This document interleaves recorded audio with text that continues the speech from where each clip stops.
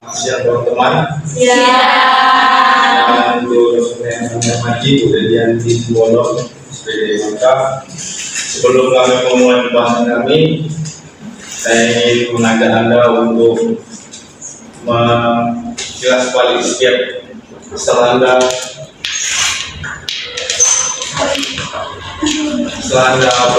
membeli sesuatu atau menggunakan jasa, Anda mungkin memegang surat belanja yang dimana terselip peran atau kontribusinya kita terhadap pembangunan negara.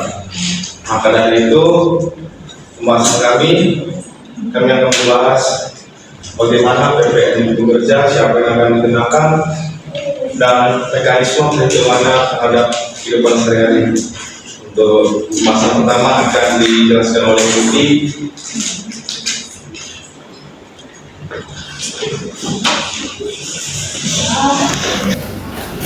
Satu, pengenaan pajak tanpa nilai. PPN adalah pajak yang dikenakan oleh pembeli atas transaksi jual beli barang kena pajak atau PKP dan ada jasa kena pajak yang disetorkan tugas negara oleh pengusaha kena pajak penjual.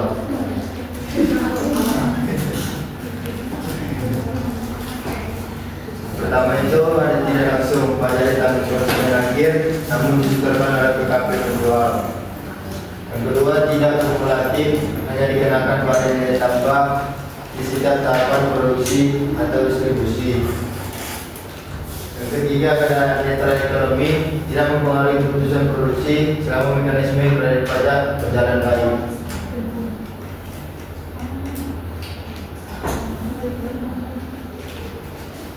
Yang kedua, ada dasar hukum pajak tambahan nilai. Pada tahun 1983, dasar awal sistem PPN di Indonesia telah dimulai di 1985. Selanjutnya, 1994, penyempurnaan ketentuan PPN sesuai perkembangan ekonomi. Setelah itu, tahun 2000, penyederhanaan administrasi dan peningkatan kepatuhan wajib pajak. Setelah itu, pada tahun 2009, memperjelas objek, subjek, dan mekanisme pemungutan PPN. Yang terakhir 2021 tarif PPN naik 11% pada tahun 2022 dan 12% khusus barang mewah 2025 perluasan objek termasuk ekonomi digital. Dan selanjutnya akan dijelaskan oleh Miki.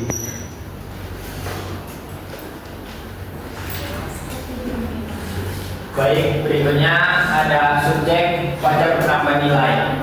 Subjek PPN adalah orang pribadi dan atau badan yang berdasarkan peraturan perundang-undangan melakukan kegiatan pembayaran dan menerima barang atau jasa kena pajak di wilayah Indonesia dan atau dalam daerah pabean. Pengusaha kena pajak atau PKP. Pengusaha yang melakukan penyerahan barang kena pajak dan atau jasa kena pajak yang dikenai pajak berdasarkan Undang-Undang PPN. Berikutnya, pengusaha yang memilih dikukuhkan sebagai pengusaha kena pajak. Selanjutnya ada orang pribadi atau badan yang berada di dalam daerah pabean yang melakukan transaksi kena pajak. Badan usaha milik negara atau badan usaha milik daerah termasuk badan hukum milik pemerintah yang melakukan kegiatan usaha kena pajak. Selanjutnya ada objek pajak bertambah nilai. Yang pertama ada penyerahan barang kena pajak dan jasa kena pajak dalam daerah pabean oleh pengusaha. Yang kedua adalah impor barang kena pajak. Yang ketiga, pemanfaatan barang kena pajak tidak berwujud dari luar daerah pabean di dalam daerah pabean. Yang keempat ada pemanfaatan jasa kena pajak dari luar daerah pabean di dalam daerah pabean. Yang kelima adalah ekspor barang kena pajak berwujud atau tidak berwujud dan jasa kena pajak oleh PKP. Kegiatan yang keenam ada kegiatan membangun sendiri bangunan lebih dari 200 meter kubik di luar lingkungan perusahaan. Dan yang terakhir ada penyerahan aktiva yang PPN masuknya dapat dikreditkan. Slide berikutnya akan dijelaskan oleh Perdana. Saya akan menjelaskan tentang barang dan jasa yang tidak dikenakan PPN, yaitu untuk jenis barang yang tidak dikenakan PPN adalah barang kebutuhan pokok seperti beras, gebah, jagung, sagu, keledai, garam,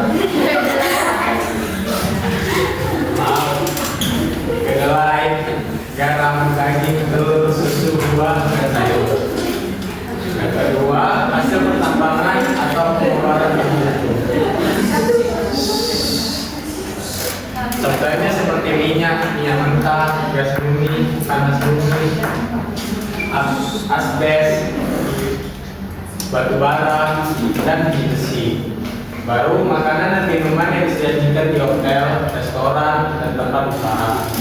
Yang terakhir, uang, emas batangan, dan surat-surat berharga. Untuk jenis jasa yang tidak dikenakan PPN yaitu jasa kesehatan seperti dokter, rumah sakit, puskesmas, dan klinik.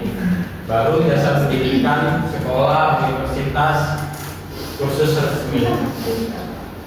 Untuk jasa keuangan, bank, asuransi, dan pasar modal. Baru jasa keagamaan, ibadah, kegiatan sosial, dan keagamaan. Yang terakhir, jasa yang disediakan oleh pemerintah dalam rangka menjalankan pemerintahan secara umum. Baru dasar pengenaan pajak atau DPP. DPP adalah nilai yang digunakan sebagai dasar untuk menghitung besarnya PPN terutang, seperti harga jual, nilai uang termasuk semua biaya yang diminta penjual karena penyerahan PKP. Baru nilai lain seperti nilai berupa uang yang ditetapkan Menteri Keuangan sebagai DPP untuk jenis penyerahan tertentu. Baru nilai impor dalam perhitungan bea masuk ditambahkan pungutan kepabeanan dan cukai untuk impor PKB. Yang terakhir nilai ekspor, nilai uang atau biaya yang diminta eksportir atas ekspor PKB. Slide selanjutnya akan dijelaskan oleh teman saya Sila Mustafa.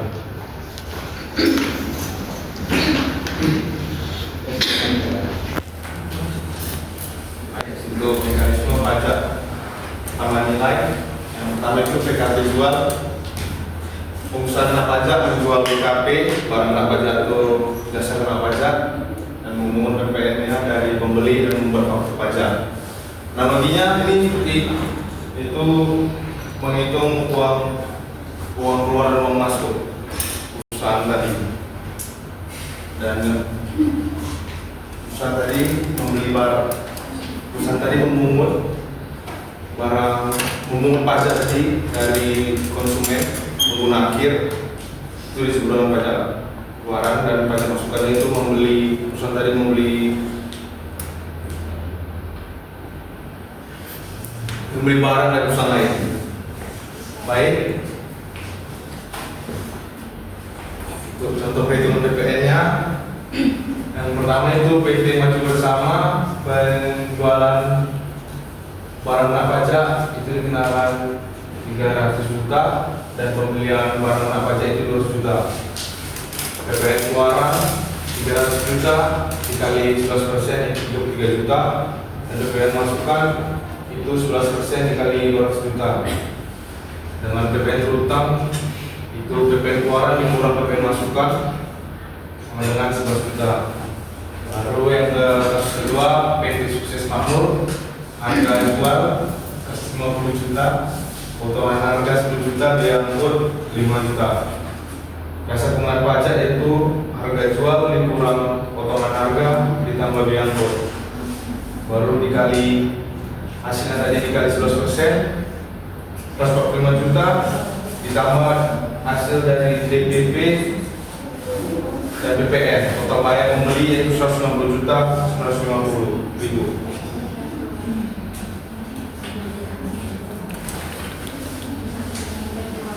Baik teman-teman, sekian dari presentasi kami tentang pajak utama nilai. Kiranya ada yang mau ditanyakan.